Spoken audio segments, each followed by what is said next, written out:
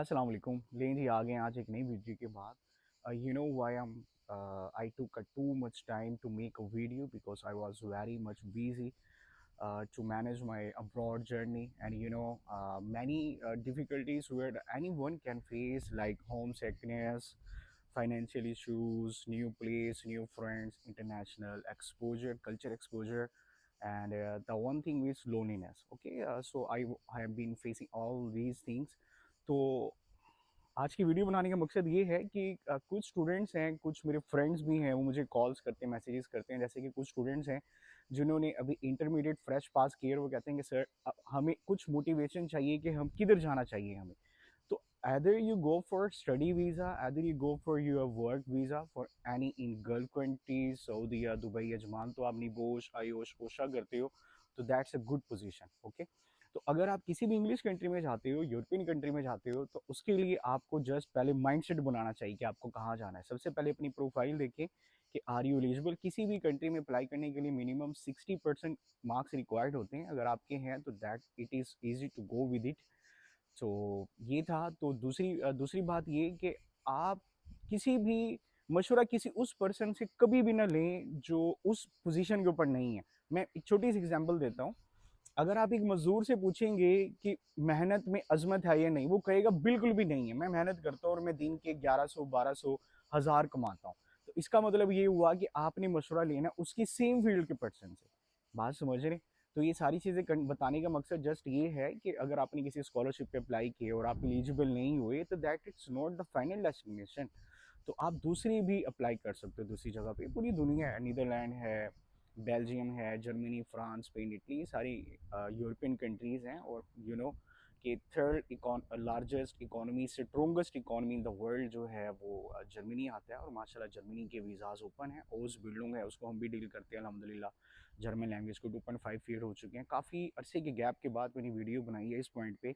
अभी चंद वीडियोस के बाद मैं आपको अब हमारी जो पेड स्टूडेंट्स हैं उनका मैं इंटरव्यूज़ करवाऊंगा। आप देखिएगा कि वो किस तरह माशाल्लाह फुल ग्रिप के साथ जर्मन लैंग्वेज बोलते हैं। जर्मन में मैं आपको थोड़े से कुछ मेन पॉइंट्स बताऊं। अगर मैं कैटेगराइज करूं इसको, ऐसा है कि ओस बिल्डिंग एक ऐसा प्रोग्राम है जो इंटर मैट्रिक के स्टूडेंट्स, मिनिमम मैट्रिक के स्टूडेंट्स रिक्वायर्ड होते हैं। और ओस बिल्डिंग बेसिकली एक वोकेशनल ट्रेनिंग कोर्सेज होते हैं वहाँ पर, और हर डिग्रीज के होते हैं। अगर मैं वेबसाइट पे भी जाऊँ तो इंशाल्लाह मैं दिखाऊंगा, एक वीडियो मैं बनाऊंगा जिसमें आपको कोर्सेज की डिटेल होगी। तो इसमें मैट्रिक वाला, इंटर वाला, मास्टर वाला, किसी भी लेवल का है वो अप्लाई कर सकता है। अनटिल अनलेस उसके पास B1 या B2 सर्टिफिकेट। अगर कोई मेडिकल फील्ड से रिलेटेड है तो उसको B2 रिक्वायर्ड होगा, अदरवाइज B1 इज़ कंपलसरी। अब जर्मन लैंग्वेज के लेवल्स कितने होते हैं? A1 होता है जो बेसिक लेवल होता है, A2 होता है उससे इंटरमीडिएट लेवल होता है, B1 होता है, B2, अलहमदिल्ला हम B2 तक जाते हैं और 2.5 ईयर हो चुके हैं। It would be very you know new thing to listen that we have been dealing German language for 2 years. तो मैं दिखाऊंगा इंशाल्लाह, आपको इंटरव्यूज़ वगैरह होंगे। अल्हम्दुलिल्लाह मुल्तान में रेप्यूटेड इंस्टीट्यूट्स में हमारा शुमार होता है और ये अल्लाह ही का फजल है। मेरे वालदेन की दुआएं, मेरे मुर्शिद की, मेरे मुखलिस स्टूडेंट्स की, मेरे से प्यार मोहब्बत करने वाले जो मेरे करीब के लोग हैं, उनकी दुआओं के सदक़े से अल्लाह पाक ने इज़्ज़त दी हुई है। वरना आज के दौर में हासिदीन बिल्कुल भी नहीं चाहते कि कोई खुशहाल रहे, किसी को रपीट हो। तो ये जो चीज़ें हैं ये अल्लाह की अता के साथ ही हैं।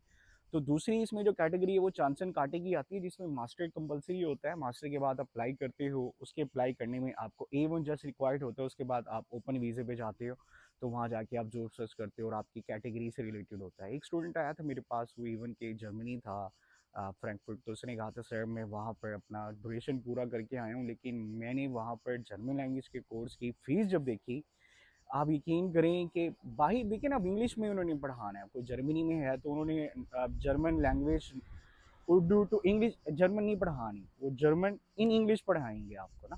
तो ये चीज़ है विद इंग्लिश। तो 700-800 यूरोज़ इनकी फ़ीस थी। तो बच्चा उधर आया तो कहता सर मैं इलीगल नहीं रहना चाहता था। अगर वो इलीगल रहता तो जैसे यूरोपियन कंट्रीज़ में, स्पेन, इटली वगैरह में स्टूडेंट्स रहते हैं, लेकिन उसने प्रेफरेंस इस चीज़ को दी कि सर मैं पाकिस्तान से A1 का कोर्स कर कर दोबारा चांसन कांटे पे अप्लाई करूँगा। तो इवन कि मुझे बता रहा था कि एक और जॉब जो एक ट्रेन ड्राइवर होता है उसकी जो वहाँ पर सैलरी है वो मिनिमम 6-7 थाउजेंड यूरोज़ है। और मेरे बहुत करीबी, इवन के more than my relatives, it has the value in my mind set. उनसे मैं आपकी एक वीडियो कॉल पे, कॉन्फ्रेंस कॉल होगी इंशाल्लाह, वीडियो रिकॉर्डेड कॉल होगी, लाइव होगी। वो होते हैं बर्लिन में, होते हैं फ्रैंकफर्ट में होते हैं।